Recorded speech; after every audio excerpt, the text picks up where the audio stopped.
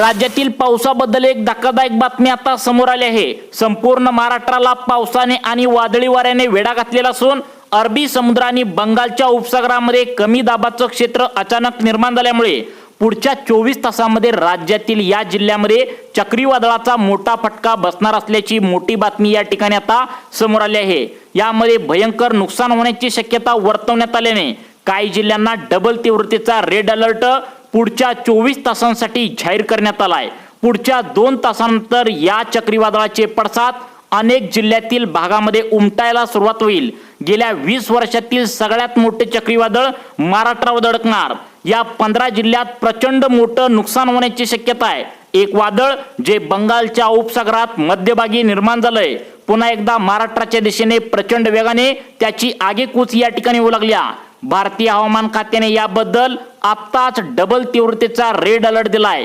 गेल्या 20 वर्षातील सर्वात मोठं भयंकर चक्रीवादळ येत आहे। त्यामुळे आता प्रत्येक नागरिकांनी आणि विशेषतः शेतकऱ्यांनी सतर्क राहण्याच्या सूचना यामध्ये प्रशासनाकडून आता देण्यात आलेत। सरकारने अर्जंट आदेश या ठिकाणी जाहीर केला आहे। या चक्रीवादळाचा फटका राज्यातील 15 जिल्ह्यांना आज रात्री बसणार असल्याची माहिती समोर येत आहे। राज्य शासनाने 3 तारखा देखील आता या महिन्यातील जाहीर केलेत। या 3 तारखांना राज्यभरात सर्वाधिक नुकसान होण्याची शक्यता प्रशासनाने आता सर्व नागरिकांना आणि विशेषतः शेतकऱ्यांना या ठिकाणी सतर्क राहण्याच्या आणि सुरक्षेच्या सूचनांचं पालन करण्याचं अर्जंट आवाहन या ठिकाणी आता करण्यात आलंय। राज्यात ठिकठिकाणी आपत्कालीन परिस्थितीची सूचना देण्यात आली आहे। सरकारकडून आपत्कालीन परिस्थितीत करणाऱ्या उपाययोजना या ठिकाणी सुरू करण्याचे आदेश तातडीने या ठिकाणी देण्यात आलेत। काल परवा मुंबई, ठाणे, पालघर, पुणे या भागातील अनेक भागात मुसळधार पाऊस पडून सर्वत्र महापूर आल्याचं या ठिकाणी पाहायला मिळतंय। नद्याच्या पाणी पातळीमध्ये प्रचंड प्रमाणात वाढ झाली आहे आणि या वादळाच्या पार्श्वभूमीवर अनेक उपाययोजना देखील जाहीर केलेत। त्यामुळे तुम्हाला या संकटाचा सामना आता करावाच लागणार आहे। त्यामुळे कोणत्या 3 तारखा आहेत ज्या तारखांना सर्वाधिक नुकसान या वादळामुळे होण्याची शक्यता आहे? कोणते 10 जिल्हे आहेत जिथे प्रचंड नुकसान होणार आहे? कोणते 5 जिल्हे आहेत ज्यामध्ये आता ढगफुटी आणि महापूर येण्याची शक्यता वर्तवण्यात आल्या? हे चक्रीवादळ नेमकं कसं काय तयार झालं? कोणत्या 10 जिल्ह्यावर याचा परिणाम सर्वाधिक होईल आणि तुम्ही स्वतःचा बचाव कशा पद्धतीने करायचा आहे? राज्य सरकारने काय काय सूचना नागरिकांसाठी सांगितली आहेत? सरकारने शेतकऱ्यांसाठी काय काय सूचना पाळायला सांगितली आहेत? 2 मिनिटांचा वेळ काढून नक्की बघा। हे चक्रीवादळ आता बंगालच्या उपसागरात कमी दाबाचं क्षेत्र तयार झाल्याचं यामध्ये सांगण्यात आलंय। आता समुद्राच्या पृष्ठभागावरील तापमानवाढीमुळे कमी दाबाचा पट्टा निर्माण झालाय। त्यातून हे महाभयंकर 20 ते 25 वर्षातील सगळ्यात मोठं या ठिकाणी वादळ निर्माण झाल्याचं पाहायला मिळतंय। तुमच्या सुद्धा घराबाहेर सध्याला या ठिकाणी आता तुम्हाला वादळ सुटल्याचं जाणवत असेल, परंतु याची तीव्रता पुढच्या 2 ते 3 तासानंतर भयंकर वाढणार असल्याची माहिती समोर आली आहे। हवामान खात्याच्या अंदाजानुसार या वादळाची तीव्रता पुढील 3 तारखांना ज्या तारखा पुढे सांगणार आहे त्या तारखा या ठिकाणी आता या जुलै मधल्याच आहेत, ज्या तारखांना सर्वाधिक तीव्रता याची वाढणार आहे। या चक्रीवादळामुळे जवळपास 70 ते 100 किलोमीटर प्रति तास वेगाचे अचानक वारे वाहू लागतील। शेतीचं मोठं भयंकर नुकसान होईल। नदी नाले यांना अचानक पूर येण्याचा धोका यामध्ये असेल। ज्यांची घरं पत्र्याची आहेत, ज्यांची घरं कच्ची आहेत आणि या ठिकाणी ज्यांची घरं पत्र्याची आहेत तर यामध्ये पत्रे उडून जातील, घराची छपरं उडून जातील, विजेचे खांब देखील या ठिकाणी आता पडू शकतात, झाडे उन्मळून पडू शकतात। समुद्राची परिस्थिती पूर्णपणे खवळलेली आता या ठिकाणी पाहायला मिळतंय। चक्रीवादळामुळे समुद्रात मोठमोठ्या लाटा या ठिकाणी उसू लागलेत। मासेमारी करणाऱ्या लोकांना यामुळे धोका निर्माण होतोय असं यामध्ये सांगण्यात आलंय।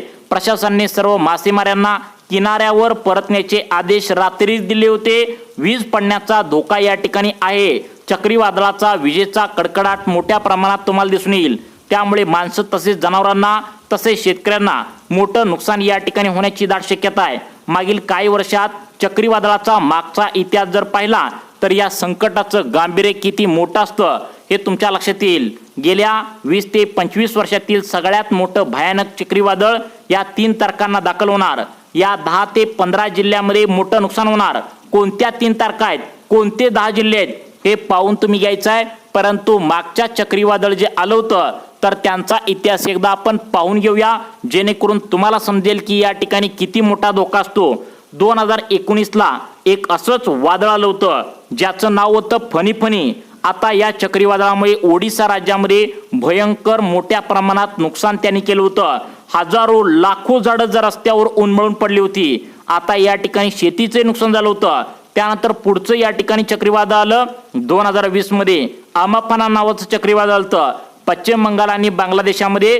त्याने या ठिकाणी रात्रीमध्ये हाहाकार गाजवला होता. सगळं सुपडा साप या ठिकाणी केलं होतं. या वादळामुळे 13 लाख घरांचं आणि पिकांचं भयंकर नुकसान या ठिकाणी झालेलं होतं. पुढचं वादळ आलं 2021 मध्ये. याच नावाचं चक्रीवादळ आलं होतं ज्याने ओडिशा राज्यात आणि बंगालच्या किनारपट्टीवर मोठ्या प्रमाणात नासधूस आणि या ठिकाणी विनाश केलेला होता. या सर्व उदाहरणावरून तुमच्या लक्षात येईल की चक्रीवादळाचं संकट किती भयंकर असू शकतं. फक्त पाऊस असेल तर काय होत नाही, परंतु चक्रीवादळ प्लस या ठिकाणी आता पाऊस असल्याने या वेळेचं हे आता या ठिकाणी भयंकर नुकसान होण्याची शक्यता आहे. गेल्या 20 ते 25 वर्षातील सगळ्यात मोठं या ठिकाणी हे वादळ असणारे. यापूर्वी तुम्ही बघितलं असेल महाराष्ट्रामध्ये अवकाळी पावसाने वादळाने नुकसान केलं होतं.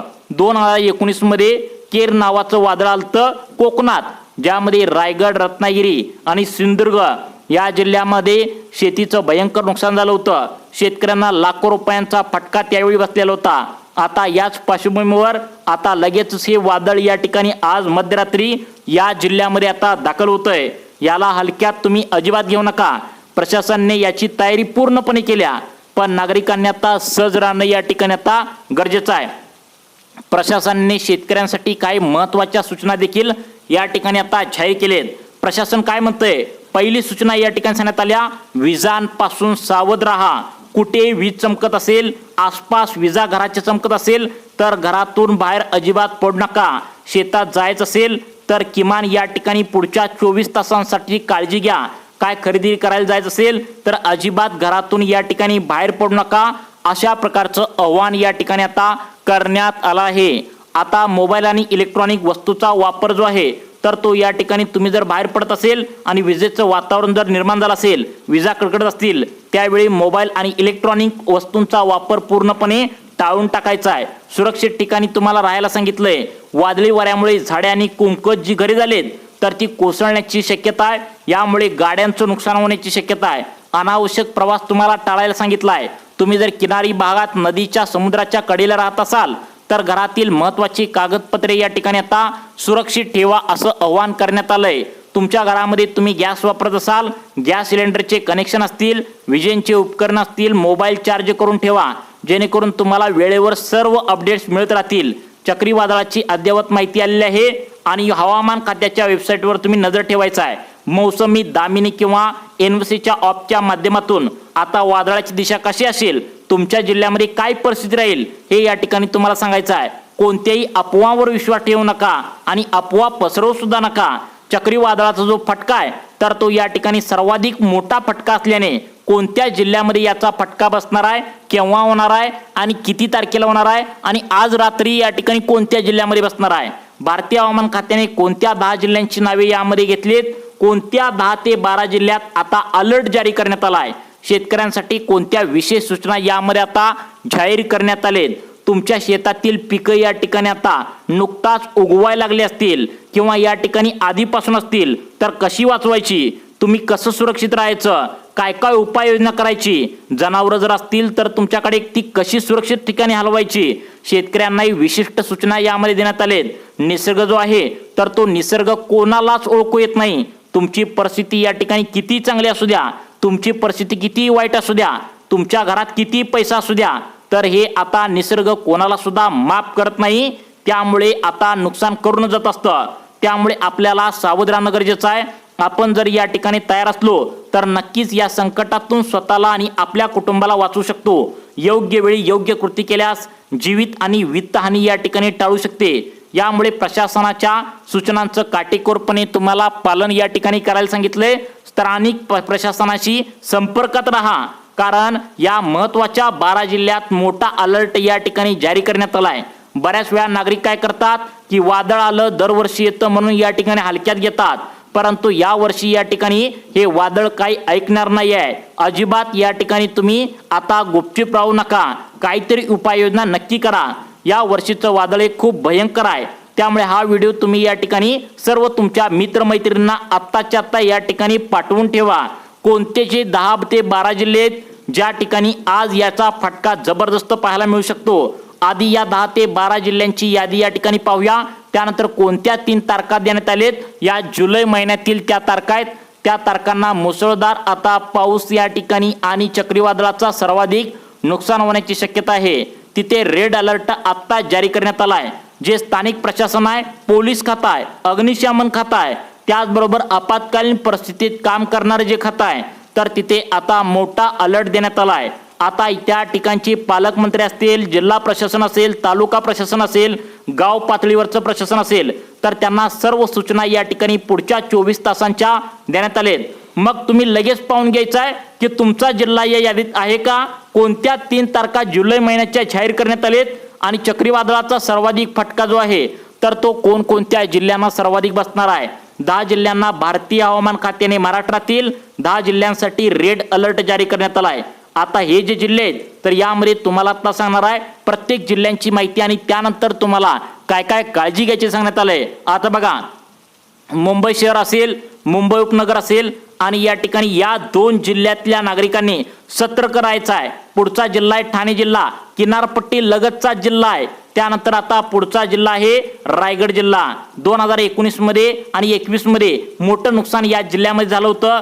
त्या धर्तीवर कदाचित आता त्या ठिकाणी जास्त नुकसान होण्याची शक्यता आहे, त्यामुळे तुम्ही सतर्क राहा। पुढचा जिल्हा आहे रत्नागिरी जिल्हा, किनारपट्टी लगतचा रत्नागिरी जिल्हा। यामध्ये भयंकर लाटा उसळून वादळी वाऱ्यासह जोरदार अतिप्रचंड पावसाची शक्यता यामध्ये आता वर्तवण्यात आलेली आहे। सिंधुदुर्ग जिल्हा, यामध्ये मोठ्या प्रमाणात पाऊस होऊ शकतो। पालघर जिल्हा, पालघर जिल्ह्यामध्ये देखील सतर्क राहण्याचा इशारा या ठिकाणी आता हवामान खात्याने तुम्हाला देऊन टाकला आहे। त्यानंतर इकडे पुणे विभागातील सातारा जिल्ह्यामध्ये देखील सतर्कतेचा इशारा आहे। त्यानंतर पुणे विभागातील कोल्हापूर एक जिल्हा आहे, या जिल्ह्यामध्ये आता त्या ठिकाणी आता अनेक भागामध्ये अतिवृष्टी होण्याची शक्यता आहे। त्यानंतर वादळी वारे देखील वाहू लागतील। किनारपट्टी लगतच्या जिल्ह्यांना समुद्राच्या लाटांचा मोठा धोका असल्याचं यामध्ये सांगण्यात आलंय। विशेषतः कोकणातील रायगड, रत्नागिरी, सिंधुदुर्ग या जिल्ह्यामध्ये सर्वाधिक धोका असल्याचं सांगण्यात आलंय, कारण की हे भाग किनारपट्टीवर आहेत। आता या भागामध्ये विशेषतः कोकण आणि मध्य महाराष्ट्रात मुसळधार पाऊस या ठिकाणी पडणार असून संकटाच्या या ठिकाणी संकट त्या ठिकाणी धावून येतंय। यामध्ये नद्या नाल्यांना पूर येण्याची शक्यता आहे। वादळी वारे ताशी 90 ते 100 प्रति तास किलोमीटरच्या वेगाने वारे वाहण्याची शक्यता आहे। यामध्ये झाडे अचानक उन्मळून पडू शकतात, विजेचे खांब त्या ठिकाणी पडू शकतात, घरांची छपरे उडू शकतात। अशा प्रकारची संकटे या ठिकाणी आता येण्याची दाट शक्यता वर्तवण्यात आल्या। तर आता तारखा कोणत्या या ठिकाणी देण्यात आलेत, तारखाविषयी आपण या ठिकाणी लगेच पाहू। परंतु समुद्राच्या पृष्ठभागावर एक तापमान वाढू लागले आणि हे वादळ जे आहे तर ते कशामुळे तयार झाले की तापमान वाढीमुळे तयार झाले। समुद्राचे जे पाणी आहे त्याचा जो पृष्ठभाग आहे त्याच्या तापमान वाढीमुळे कमी दाबाचा पट्टा निर्माण झाल्याचं आता सूत्रांनी सांगितलंय आणि त्यातून हे वादळ आता निर्माण होणार असल्याची माहिती समोर येत आहे। हवामान खात्याच्या अंदाजानुसार जो अंदाज पूर्वीच दिला होता की आता जुलैच्या सुरुवातीला या ठिकाणी काहीतरी घडेल आणि हेच वादळ या ठिकाणी आता कर्नाटक असेल, इतर ज्या बाकीच्या सीमा आहेत तर या भागामध्ये आता धडकण्याची दाट शक्यता या ठिकाणी वर्तवण्यात आल्या। मग महाराष्ट्रात नेमकं केव्हा येणार आहे त्या संदर्भात IMDने एक निवेदन या ठिकाणी आता जारी केल्याची सुद्धा माहिती या ठिकाणी समोर आली आहे। तज्ज्ञांच्या मते या ठिकाणी 23 जुलै ते 28 जुलैच्या दरम्यान या महत्वाच्या आता 5 ते 6 दिवसांमध्ये आता या कालावधीमध्ये वादळी वारा भयंकर असण्याची शक्यता आहे। त्यामुळे या तारखांना सर्वांना सावध राहण्याच्या आणि सतर्क राहण्याच्या सूचना या ठिकाणी देण्यात आलेत। आतापर्यंत तुम्हाला जी माहिती सांगितली ही सूत्रांमार्फत दिलेली एक शक्यता आहे, त्यामुळे तुम्हाला या ठिकाणी अशाच प्रकारचे व्हिडिओ पाहण्यासाठी आपल्या लाईफ चेंज मोटिवेशन या चॅनलला आता सबस्क्राईब करा। धन्यवाद।